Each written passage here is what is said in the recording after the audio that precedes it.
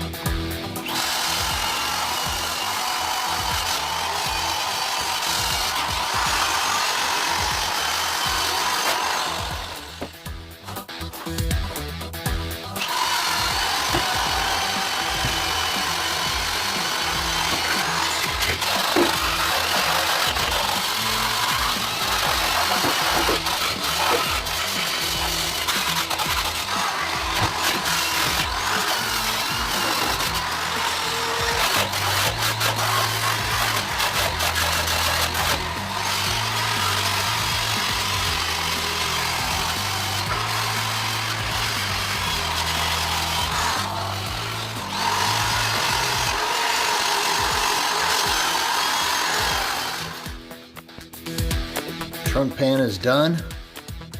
Rear frame rails are finished with the Port 15, and trunk pan is done also with the Port 15.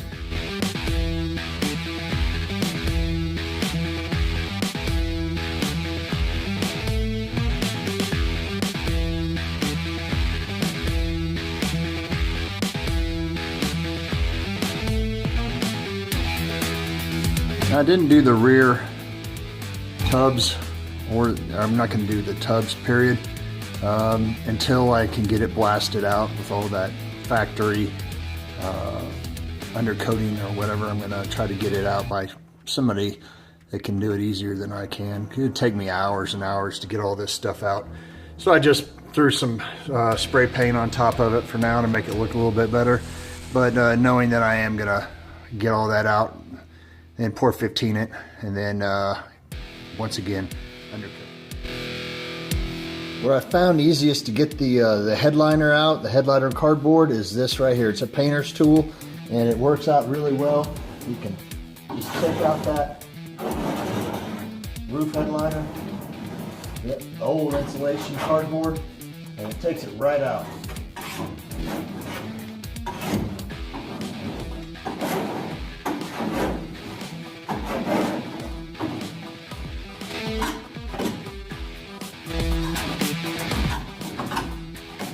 This is not one of those things you're going to enjoy doing. It comes off black, it messes up your clothes, it puts like a black stain on you, like almost like grease, and it's all dusty.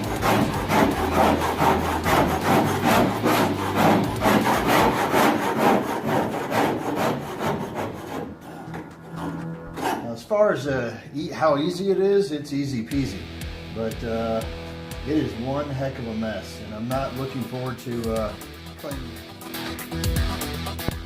This is a mess. This is the headliner coming out. Now, some of it is from the dash. I put the air hose in there and blew out all the dirt and nests and stuff in there.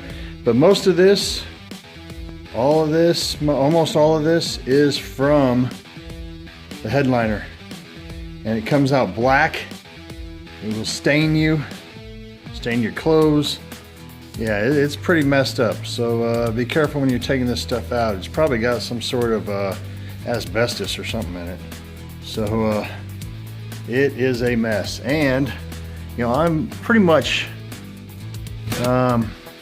finished with getting the cardboard out. I still have to go over it again with the to get all the glue and all that type of stuff off, and little residue pieces of it. And I still have to get up underneath these cross beams here. That way, so my other insulation fat mat will fit fine. And but yeah, this is one heck of a mess. You see why I waited for the Port 15 to dry before I did anything? I didn't think it'd be this bad, but yep. Taking the steering column down. I'm gonna need a 9/16.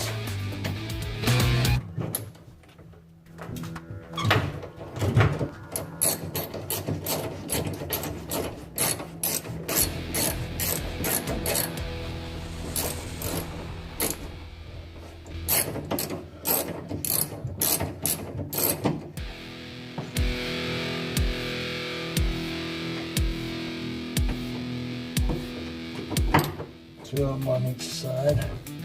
Actually, I think there's 4.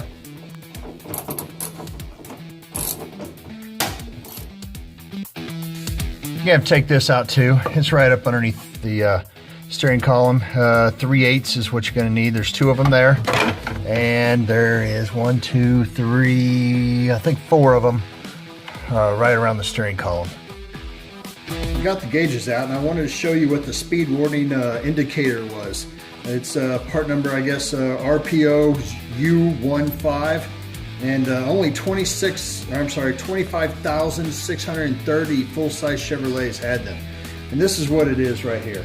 It's this little white needle here, and I guess the previous owner had it set on 56, I guess when the speed limit was at 55, and he had it set on 56. And what it does is when the speedometer, or when the speed gets up to 55, and then when you hit over to 56, it gives you a warning buzz. It's like a buzzing that indicates that you're going over the speed limit or going over the speed that you want to actually go.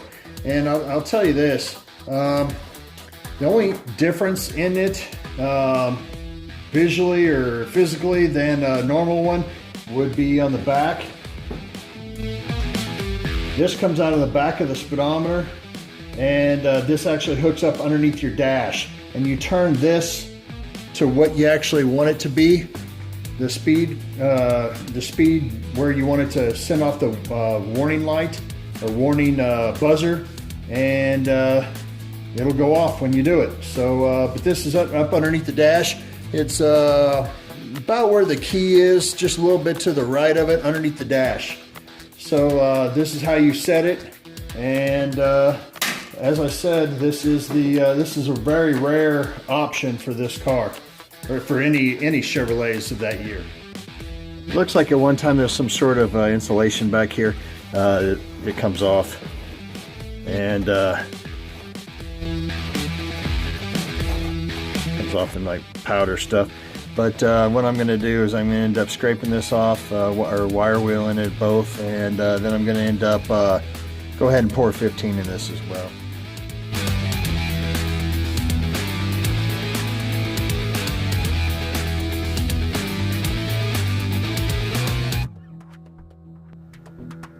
Today was a messy day, but we got a lot of stuff done. You know, the pour 15's done underneath the car. The gauges are out. Back deck is I went ahead and finished pour 15 in it. I went ahead and did the sail panels in pour 15 on the inside. We got a lot of the stuff blown out on the inside of the car. There was a lot of dirt and dust and grime and nests and all sorts of stuff that we got blown out of the inside of the dash. Got it all vacuumed out, cleaned out. I couldn't work in there because it was so much of a mess. And so what we're going to work on is getting the new wiring is going to be coming in soon, and for the actual car, for the whole entire car, from tail light to headlights. We're getting all new wires for it, so that'll be one of the next things that goes in. Even though my wiring isn't that bad, so I'm not really, I don't really need to, but because I'm spending so much money and so much time on this car as it is, I'm going to go ahead and do that.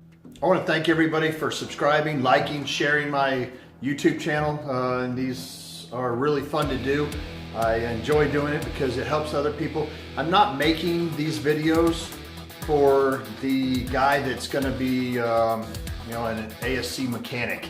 I'm making these videos for the everyday guy that's actually out in his garage.